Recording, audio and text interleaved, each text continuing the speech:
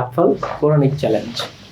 আসলে এই কোরআনিক চ্যালেঞ্জটা আপনারা অনেকেই বলতেছিলেন যে ভাই এটা কিভাবে খেলবো, যারা কিনছেন অনেকেই জানতে চাচ্ছিলেন। তো আজকে আমরা ওই ভিডিওটাই করতেছি যে আসলে এটা কিভাবে খেলা যায় বা এটাকে আমরা কিভাবে খেলতে পারি।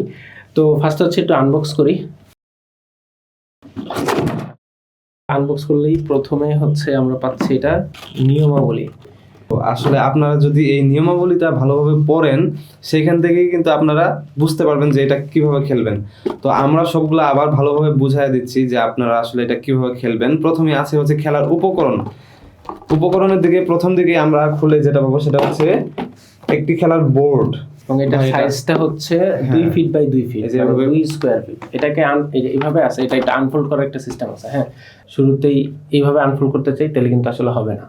সো এইভাবে ধরে দেন আবার এইখান থেকে একটা ধরতে হবে, এই যে আনফোল্ড হয়ে গেছে। ঠিক আছে, এইভাবে এটাকে আনফোল্ড করতে হবে। এরপর আছে একটি রোলিং কিউব, যেটা অনেকে আপনারা বাংলা ভাষায় ছক্কা বলে থাকেন। এরপর আছে 7টি ভিন্ন রঙের গুটি।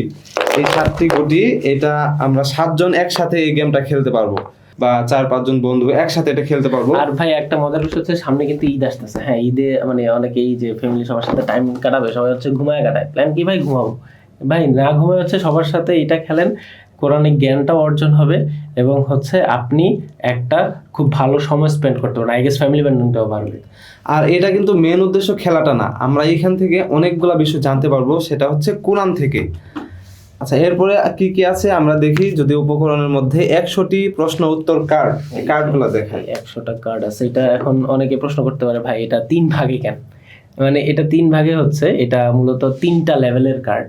তো বাচ্চাদের জন্য 1 নম্বর লেভেল, আমরা যারা একটু কোরআন সম্পর্কে কম জানি আমাদের জন্য 2 নম্বর লেভেল, আর যারা সারাদিন কোরআনের সাথে সম্পর্ক আছে, খুব ভালো সম্পর্ক, তাদের জন্য 3 নম্বর লেভেল। হ্যাঁ, এরপরে এই কার্ডগুলো উল্টা পাশে কিন্তু উত্তর দেওয়া আছে। তো আমরা শুধু সামনের দিকটা দেখাবো প্রশ্ন করার ক্ষেত্রে, খেলার ক্ষেত্রে।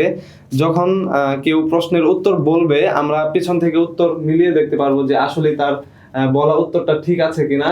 আবারই এমন হয় যে কেউ যদি উত্তরটা না পারে, আমরা কিন্তু পেছন থেকে এটা শিখে নিতে পারবো। হ্যাঁ হ্যাঁ, ইভেন উত্তরে দেখেন মজার জিনিস এই প্রশ্নের উত্তরটা কোরআনের কত নাম্বার আয়াত, কোন সূরায় কত নাম্বার আয়াত আছে সেটা উল্লেখ করা আছে এখানে।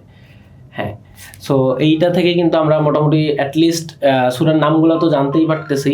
ইভেন এটার সাথে সাথে আমরা কিন্তু আয়াত নাম্বারটাও জানতে পারতেছি যে না কোন আয়াতে আছে এটা।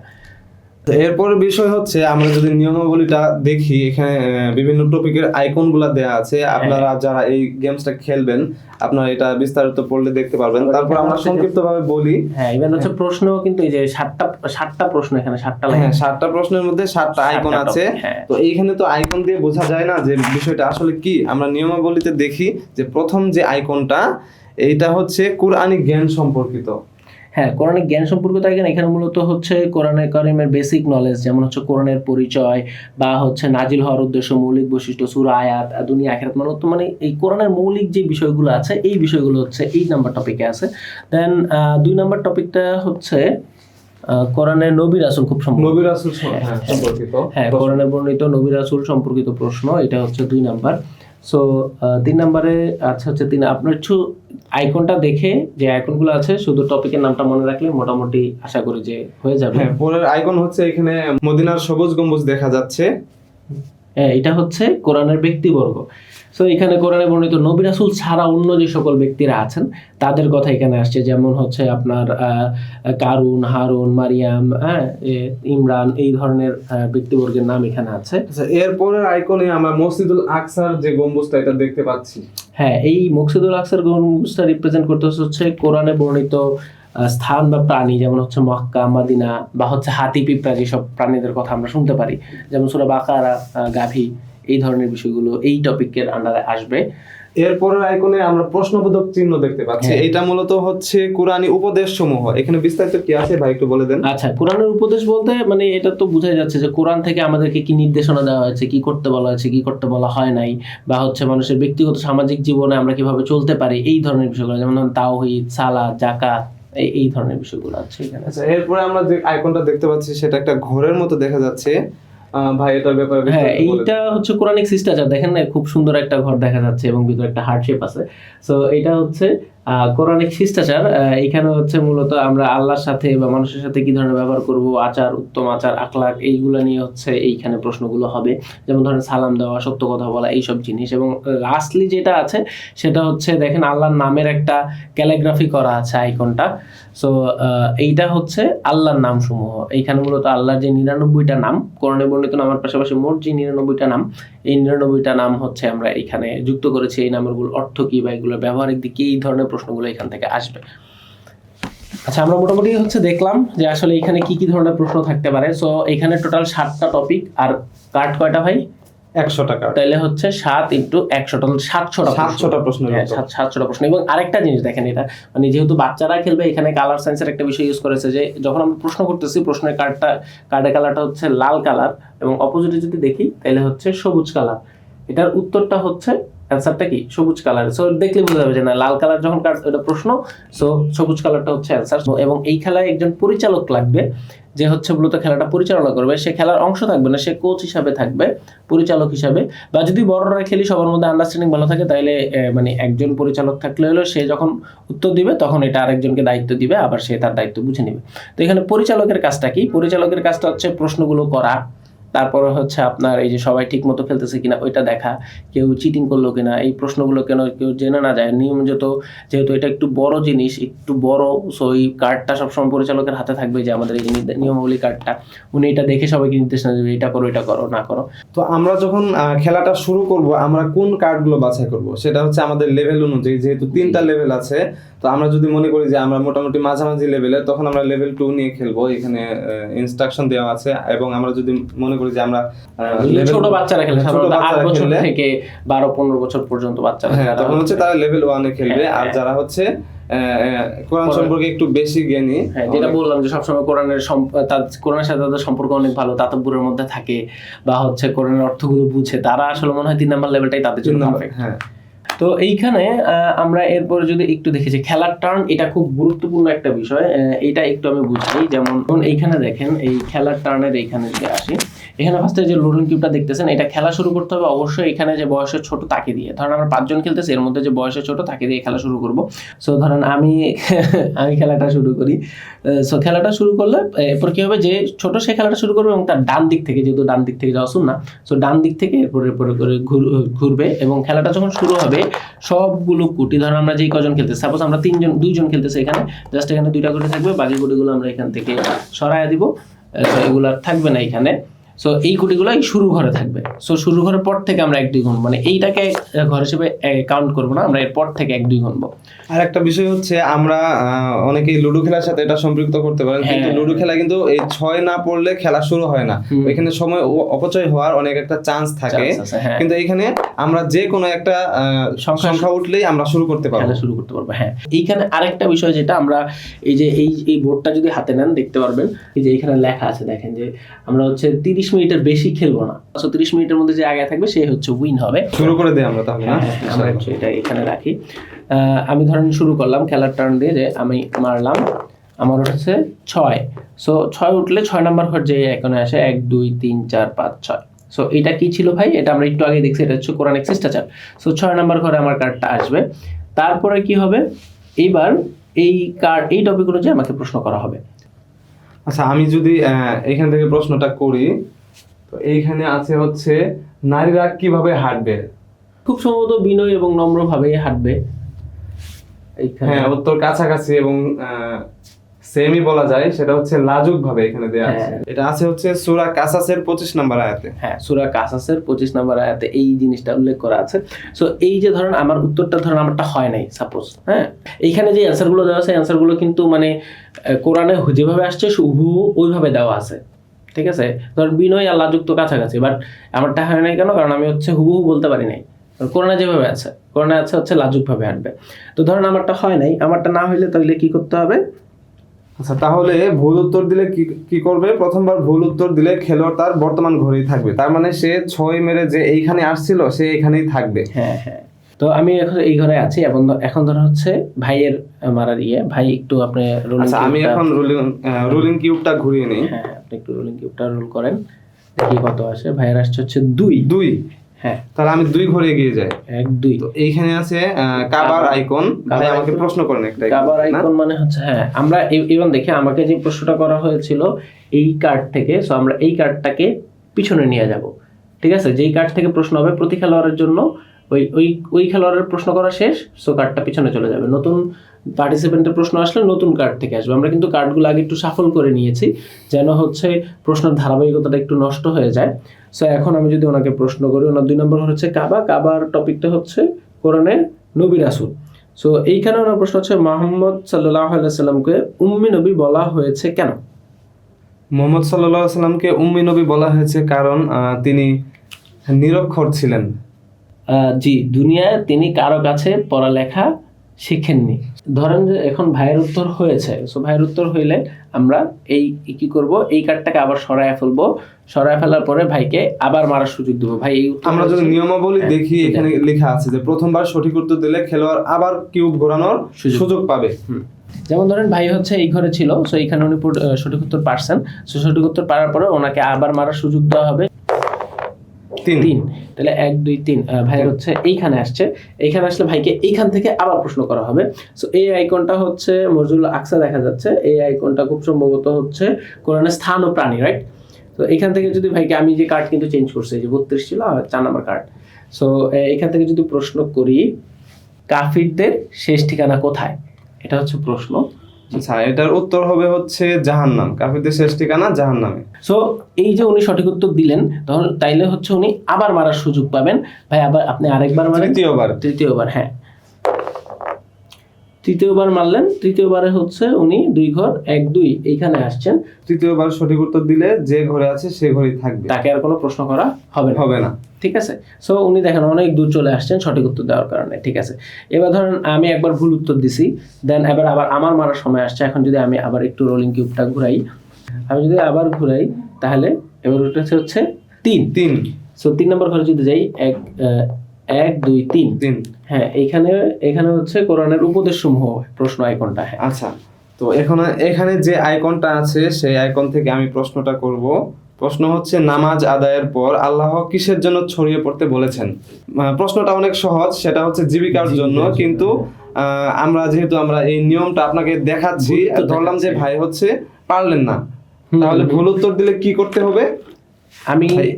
হ্যাঁ, এইখানে দেয়া আছে যে দ্বিতীয়বার যদি কেউ ভুল উত্তর দেয় তাহলে পরবর্তী সুযোগ মিস করবে। তার মানে এখানে হচ্ছে উনি ভুল উত্তর দিয়েছেন, এখানে আটকে থাকবেন এবং আমি একবার মারবো এবং 2 বার মারবো। উনি হচ্ছে হ্যাঁ, যখন আমরা অনেকেই মিলে খেলবো, উনি হচ্ছে সেকেন্ড টাইম মিস করবেন। হ্যাঁ, আমারটা পাস হয় তারপরে যাবে।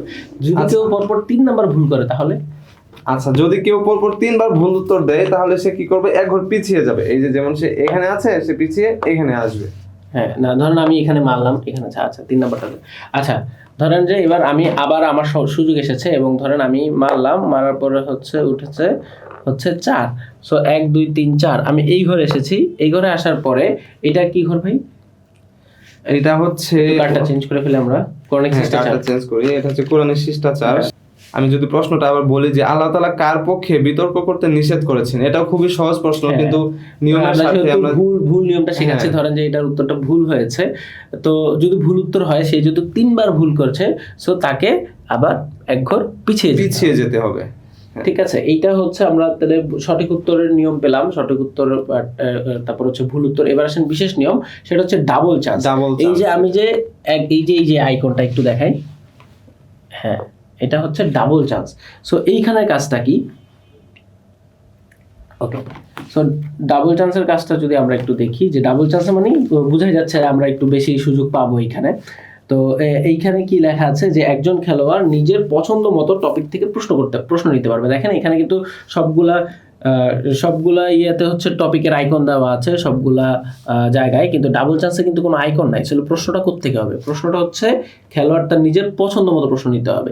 সো এই যে আমি যে ভুল উত্তর দেওয়ার কারণে 1 ঘর পিছিয়ে গেলাম, 1 ঘর পিছিয়ে আমি ডাবল চান্সে এসেছি। এখন আমি আমার পছন্দ মতো যে কোনো একটা আইকন আমি কেউ যদি এইখানে আসে, যেমন এইখান থেকেও আসতে পারে ডাবল চান্সে, যে কোনোভাবেই আসলে আশা করি আমি আমার যেই কার্ডটা থাকবে পরিচালকের হাতে ওই কার্ড থেকে আমি আমার পছন্দ মতো প্রশ্ন আমি চুজ করতে পারবো। ঠিক আছে, সো আমি ধরেন মনে করতেছি যে কোরআনিক জ্ঞান এই বিষয়গুলো আমি একটু ভালো জানি, সো আমি হচ্ছে চুজ করলাম যে কোরআনিক জ্ঞান, ভাই আমাকে কোরআনিক জ্ঞান থেকে প্রশ্ন করেন। তো আমরা এখন এই আইকন থেকে প্রশ্নটা করব। প্রশ্ন হচ্ছে কোন নারীর নামে সূরা রয়েছে? সূরা মারিয়াম। মাশাআল্লাহ, উত্তর সঠিক হয়েছে। হ্যাঁ সূরা মারিয়াম, হ্যাঁ এটা যে এই যে আমি বললাম না কোরআনিক জ্ঞান, আমি হচ্ছে একটু এটা হয়। সো এই ধরুন আমি পেরেছি, সো ডাবল চান্স আমি যখন একবার খেলার নিয়ম পারবো তখন আমাকে বিশেষ নিয়ম 1 ফলো করতে হবে। বিশেষ নিয়ম 1 মানে কি? সঠিক উত্তরের যে নিয়ম। এই যে ডাবল চান্সে যখন আমি একবার উত্তর পেরেছি, এই যে এখানে আমরা যদি দেখি এগুলো হচ্ছে বিশেষ নিয়ম 1 2 3 4 5 এরকম।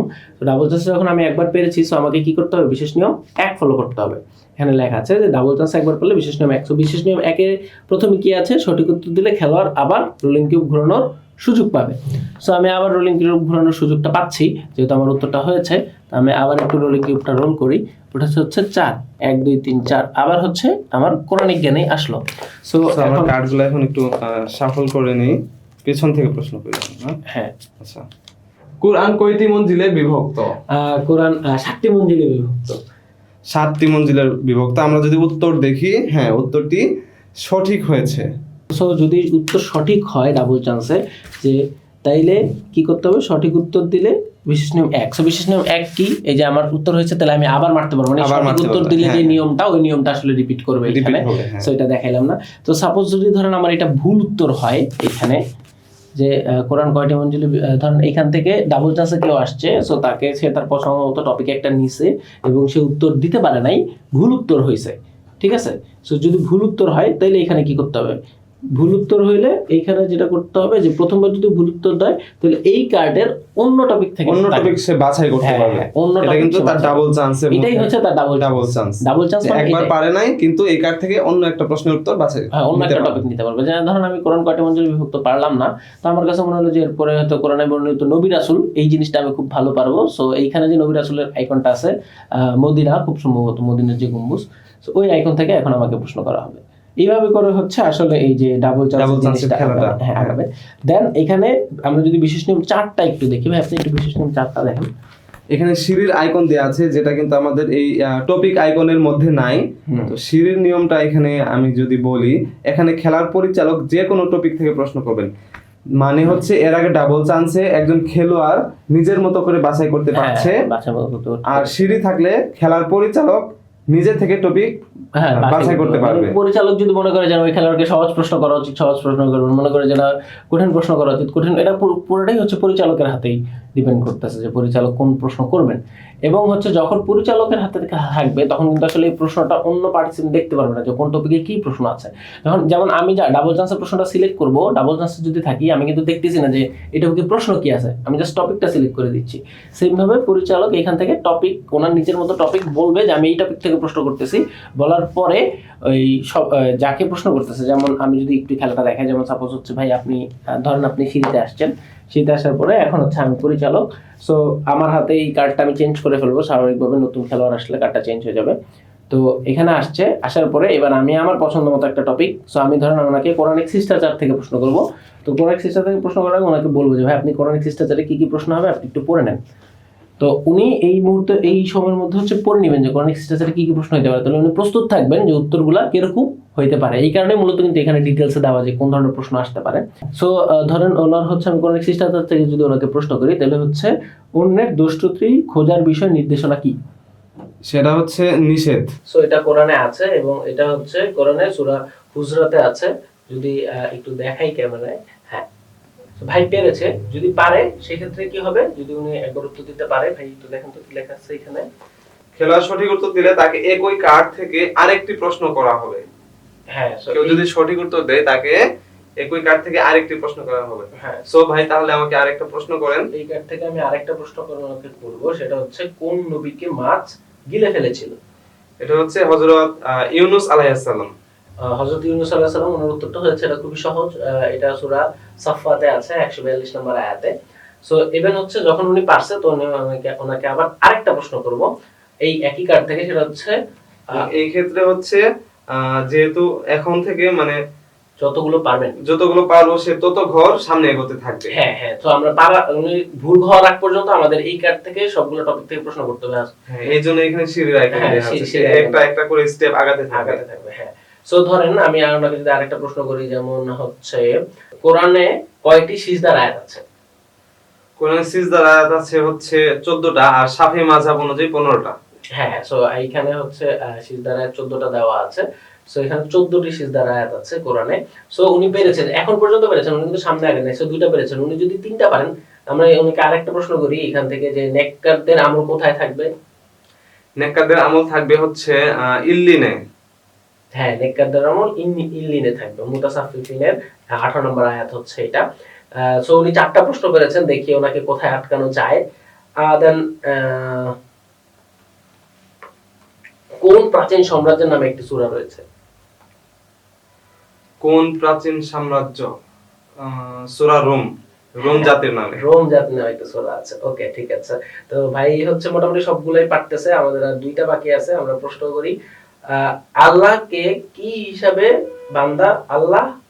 আল্লাহ কি হিসাবে বান্দাকে রক্ষা করেন? মানে আল্লাহ যে বান্দাকে রক্ষা করেন, এটা কি হিসাবে রক্ষা করেন? কোন নামের গুণে রক্ষা করেন? আচ্ছা, এই প্রশ্নের উত্তরটা আমি পাচ্ছি না। আচ্ছা, এটা হচ্ছে আল হাফিজ, রক্ষাকারী হিসাবে। হাফিজ। সো উনি এই পর্যন্ত হচ্ছে 5টা প্রশ্ন উত্তর পাচ্ছে। সো উনি এখান থেকে কোন রোলিং কিউব না ঘুরিয়েই 5 ঘর সামনে আগাবেন। সো 1 2 3 4 5। এই যে এইখানে আসার পর আমরা দেখতেছি আরেক কিছু বিশেষ ঘর এখানে দেখা যাচ্ছে। সো এটা আমরা একটু পরে দেখি, এটা নিয়ে আমরা পরে কথা বলতেছি। সো ধরুন উনি 4টা পেরেছেন, সো উনি 4 ঘর আগালেন। 4 ঘর আগানোর পরে ওনাকে আবার এই 4 নম্বর ঘরের যে আইকনটা আছে, এখান থেকে নরমাল যে নিয়ম, সেই নিয়মে আবার খেলাটা চলতে থাকবে। ঠিক আছে? সো এটা হচ্ছে সিঁড়ির বিষয়বস্তু। তো তারপরে আমরা সিঁড়িতে যদি উনি ভুল উত্তর দেওয়ার পরে তো সিঁড়ির খেলাটা শেষ। তারপরে সিঁড়িতে আর কোনো নিয়ম আছে? না, আপাতত শেষ। যতটি মানে সঠিক উত্তর দিতে পারবে তত করে সামনে যাবে, আর ভুল উত্তর দিলে সেম ঘরে থাকবে। এবং তারপর যথারীতি খেলা চলতে থাকবে, নরমাল নিয়মে খেলা চলবে। এরপরে আরো আমাদের কিছু বিশেষ ঘর আছে আমাদের এখানে। বিশেষ নিয়মের 5 নম্বর নিয়ম হচ্ছে কিছু বিশেষ ঘর আছে। বিশেষ ঘরগুলো যদি আমরা একটু বোর্ডে দেখাই, এইখানে এই যে দেখতে পাচ্ছি আমরা, আবার মারো আছে, দেন হচ্ছে 2 ঘর সামনে, আবার মারো 1 ঘর পেছনে, 2 ঘর সামনে। সো আবার মারো 2 ঘর সামনে, 1 ঘর পেছনে, এই কয়েকটা বিশেষ ঘর আছে। এইগুলোর মূলত কাজ হচ্ছে যে সবাই বুঝতে পারতেছে, এখানে আসলে আবার মারবে, কোনো প্রশ্ন নাই, যেহেতু কোনো টপিক আইকন নাই। যেখানে কোনো টপিক আইকন নাই, এখানে হচ্ছে কোনো প্রশ্ন নাই। সিঁড়িতে থাকলে সিঁড়ি হিসাবে প্রশ্ন হবে, আর হচ্ছে আপনার ডাবল চান্সে থাকলে ডাবল চান্সের যেই নিয়ম আছে ওই নিয়মে প্রশ্ন হবে। বাকি আবার মারতে কোনো প্রশ্ন হবে না, 2 ঘর সামনে আসলেও কোনো প্রশ্ন হবে না। সো আমার এইখানে বলেছে, সো আমি অটোমেটিক্যালি 2 ঘর সামনে চলে যাব। 2 ঘর সামনে যাওয়ার পরে আমার যেই আইকনটা আসবে ওই আইকন থেকে আমাকে প্রশ্ন করতে হবে। ঠিক আছে? আবার হচ্ছে ধরেন যে এইখানে আমার সাপোজ আমি এইখানে আছি, এইখানে পড়েছি, আমার 1 ঘর পিছনে চলে আসতে হবে। সো আমাকে এইখানে চলে আসতে হবে। সো আমরা 1 ঘর পিছনে আসলে যেই 1 ঘর পিছন থেকে যেই টপিক আইকনটা আছে, ওই টপিক আইকন থেকে আমাদেরকে প্রশ্নটা করতে হবে। এভাবে মূলত হচ্ছে আমরা খেলাটাকে চালিয়ে যাব। তো এই হচ্ছে মোটামুটি আমাদের কোরআনিক চ্যালেঞ্জের একটা ডিটেইল ভিডিও। যে আমরা হচ্ছে এখান থেকে কোরআনকে শিখবো, এবং এখানে এই যে এদিকে যদি দেখি, আমরা বক্সের উপরে একবার বড় করে লিখে দিছি এই যে এখানে যে 30 মিনিটের বেশি খেলাই যাবে না। ঠিক আছে? কোনোভাবেই খেলা যাবে না। সো এখানে আমরা সময় অপচয় করব না, এবং হচ্ছে কোরআনকে শিখবো, কোরআনের জ্ঞান অর্জন করব, এবং সবাই মিলে এই ঈদে আমরা ফ্যামিলি একটা খুব ভালো টাইম স্পেন্ড করব। এই আশা রেখে আমরা আজকের মতো বিদায় নিচ্ছি। আসসালামু আলাইকুম।